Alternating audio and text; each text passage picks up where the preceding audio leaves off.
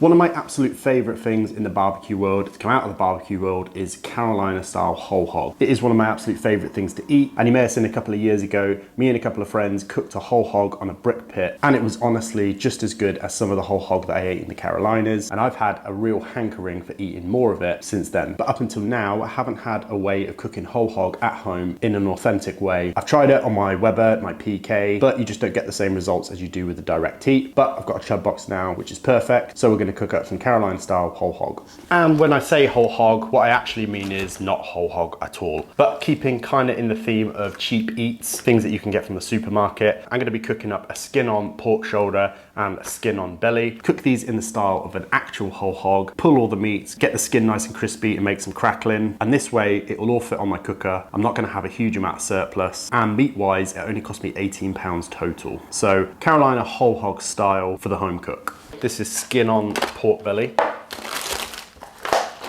And this is about 1.1 kilograms, cost me £10. The skin is unfortunately scored, and I went for the one that had a good amount of meat in it, one that wasn't just full fat. And then we have got a skin on pork shoulder. And with this one, I went with one with a nice amount of fat in it. And this cost me just over £7, just under £18 worth of meat here. And unfortunately, this shoulder isn't bone in. I wish it were. This is boneless, so it's probably got a nice gash running through it. So I'm gonna try and keep it together as best as I can. We're not gonna have any bones to protect the meat on this, so we'll work something out, it'll be fine, I'm sure. So we're not gonna do anything more to these. We're just gonna get the chub box fired up outside and get these on.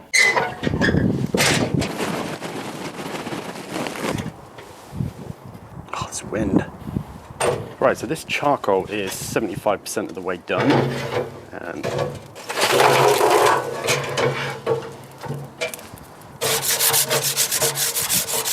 And we are going to lay on our pork shoulder and our pork belly. We're going to put them right in the middle.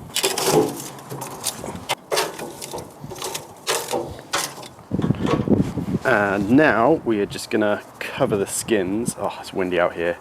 In salt, just regular table salt. And this will look like I'm going really, really heavy, but this isn't for seasoning as such. This is more to both protect the skin from the smoke. We don't want it going too dark, too rubbery. It's gonna season it a little bit, so it's definitely gonna be salty, but not as salty as you might think it will be. But what it's gonna do is start drawing out some of that moisture within the skin, and that's really gonna help us out when we flip these over and try and get some nice crispy skin. It's gonna crisp up real nicely, real easily, and give us some delicious crackling. Looks like it's been snowing. In terms of the coals, just like when you're cooking an actual whole hog on a brick pit, we're not putting the coals directly under the meat, as 10 to 12 hours worth of that is gonna crisp things up pretty badly. So we're kind of offsetting the coals at the moment. We're just cooking from either side, and then once this meat is nice and tender and we flip it over to crisp up the skin, we'll bring some of these coals back into the middle and get that crackling. Fully open, maybe not just 2 for now. Bring that up to temp, start cooking. Oh, it is way too cold to be out there talking, especially in a t-shirt. As I say, I've just offset those coals to the side for now. And obviously if we were doing true whole hog, we would be burning down logs in a burn barrel and shoveling those coals from the bottom of the burn barrel into the pit. But we're working with what we got. And Carolinians and people who cook true whole hog, don't be mad at me because this isn't authentic. Be happy that I'm trying to cook the food that you love to cook in the best way that I can. And I can't stress enough just how much I do love it. Some delicious charcoal cooked, effectively pulled pork, crispy skin, some good sauce on some squishy white bread or a squishy white roll. Oh, it's just so good. And for me, I like a Carolina style vinegar sauce, so we're gonna make one of those up. And we're also gonna be using the Leroy & Lewis mustard sauce, which works perfect for whole hog. I think in fact they serve the whole hog, or at least have served the whole hog with that mustard sauce in the past. I've got a batch of that I made a couple of days ago. I'll put a link in the description below to their video, which shows you how to make it. But for now, we're just gonna keep that pit running at about 300 Fahrenheit or 150 Celsius. Keep an eye on it, make sure nothing gets too toasty at the bottom, nothing crisps up too much, and that's pretty much it for a while. Let's make some sauce. So very similar to my last video that I did with the chicken thighs, I'm gonna make up a spicy vinegar sauce. This should be Texas Pete's, but I don't have any on hand, but I have got some of this Frank's, so we're gonna go in with some Frank's,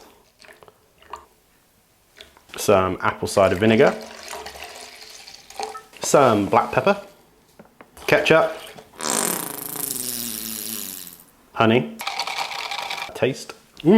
Yeah, that is good. That could do with a little bit more sweetness, but I don't want to add more ketchup. So I'm going to go in with a little bit more honey and a good pinch of salt. Perfect.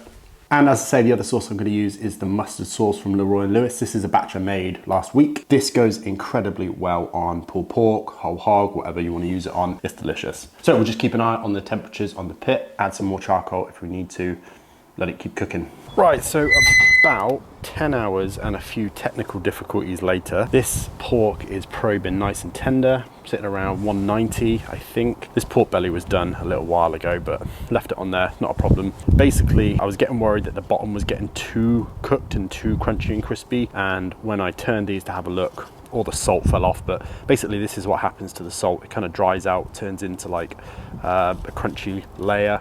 You basically don't end up eating all of it, which is good. So you can knock all this off. And the other technical difficulty was, like I said, this was bone out. So this just kind of separated into two pieces. Got a big chunk of pork here, split in two, but that's not a problem. Anyway, skin's looking nice and dry, not too dark. We are now gonna flip these over. This pork can just hang out at the back. Oh, this pork skin just fell off. That's fine, that can just go there. This can just hang out at the back. Skin side down, skin side down. And in terms of my charcoal, I've pretty much kept it like this the whole time. Some charcoal on the right, some on the left, nothing directly below. And I've been topping it up probably every hour or so to keep that 300 Fahrenheit-ish. But now we've got the skin side down, time to crisp that skin up. So I'm gonna drag all of these coals, or most of these coals, into the middle. Oh, it's hot. Come back in a few minutes and see how they're going. So about an hour later, this is looking nice and crispy. So we're gonna take this off, take it inside and eat it. And there is our perfectly crispy skin pork belly and the skin from our shoulder. So we'll let this rest for about 15 minutes or so. We'll be good to go. Right, so this has been resting for about 15 minutes. What we'll do is take the skin off, set it aside and pull the meat, and then we'll chop the skin up separately. So just need to take this crispy skin. Oh yeah, how incredibly juicy that is. Glistening. I thought I went a little bit too far on this pork belly, but a little bit crunchy on the bottom, but it's fine. Super juicy. All that fat's rendered out really well. Meat is nice and tender. And then we got this stuff, which is right under the skin. Just gonna scrape that off. Shreddy belly meat. Maybe I should let this rest a little longer. Look at that. That is gonna be delicious in a sandwich. They call it pork spaghetti.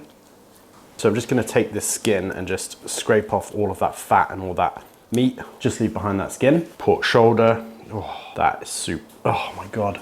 Go on, Wilson. I'm actually really surprised at just how juicy this is. Pretty happy with how this cook went. It took a bit longer than I thought it would, but it's come out perfect. Give it a little taste. Oh yeah. Yeah, that's good. Definitely whole hogging. It's got that great direct charcoal flavor. Definitely some leaner bits in this shoulder, but there are also some really nice juicy bits. Try and mix around as much as I can that shoulder meat and that belly meat. Get a couple of different nice textures. One's definitely fattier than the other. That pulled pork belly is just, oh, that's definitely gonna be the best bit. Right, so you can just leave that as it is. Take a big handful and just whack that into a sandwich. That would be delicious, maybe with some sauce. But what I'm gonna do is go through it with a cleaver and just break it down a little bit more, just because I like that texture. But first, we're gonna hit it with some of that vinegar sauce. So every part of this is gonna get hit with a vinegar sauce to salt it as well. But we'll just chop this up and then give it a taste. Don't want it to be too mashed. Break up any extra long strands. Little taste. That vinegar sauce is really hot when you have it on its own, but mix it in with this much pork shoulder and it is perfect. It's definitely meaning that I don't need to add any more salt either. Would you just look at that? I mean, I don't know if you can see just how juicy that is. Get it all back in the pan, and then we have our crispy skin.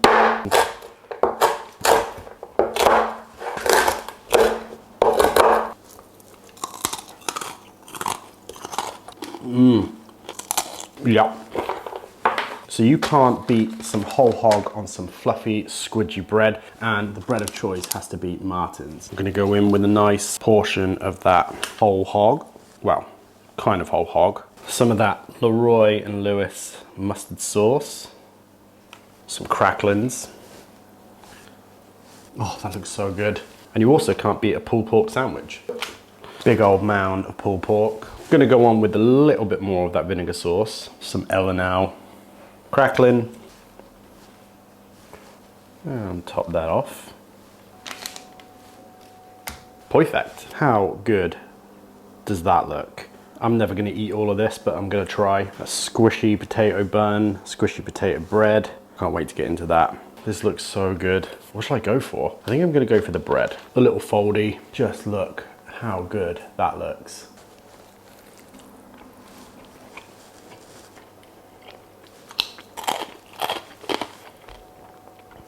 Right, there have been some things on this channel that I've been maybe a little bit underwhelmed with, but that is definitely not one of them. It really does have that whole hog flavor. It would have been better with actual wood that's been burnt down to coals, obviously, but that charcoal does just fine. It's super, super juicy, super, super tender. Vinegar sauce just works so well. The Leroy Lewis mustard sauce works even better. I could just eat this all day. And I know what some of you are thinking, why are you putting cheap white bread with some deliciously cared for meat? And there's probably the other half of you that understand exactly why. This kind of super squishy, kind of spongy bread works perfect, soaks up all those juices perfectly. Yeah, it's not quite getting the right level of contrast with my cheap studio lights. And you always think that skin is gonna be too salty. It never is. It's so good. I need to stop eating this. So addictive. Next time you're doing pulled pork, even if you're not trying to attempt like whole hog style, make this vinegar sauce. Works so well, really, really well. Cuts through all the fatty richness. Something different for a pulled pork sandwich as well. And go check out the Leroy Lewis Patreon or YouTube channel to get this recipe. It's really good, works really well with pork. Yeah, not much more to say. I feel like I was finally able to make something in the region of whole hog at home, and it tastes nearly as good as what I had in the Carolinas and what I had a couple of years ago when we cooked an actual whole hog on a brick pit. Definitely satisfies the craving, and it's something that I'll definitely do again. So thanks very much for watching. I really hope you enjoyed the video. If you did, drop a comment below, give me a like, subscribe to the channel, do all those things, and I'll see you in a couple of weeks for another video.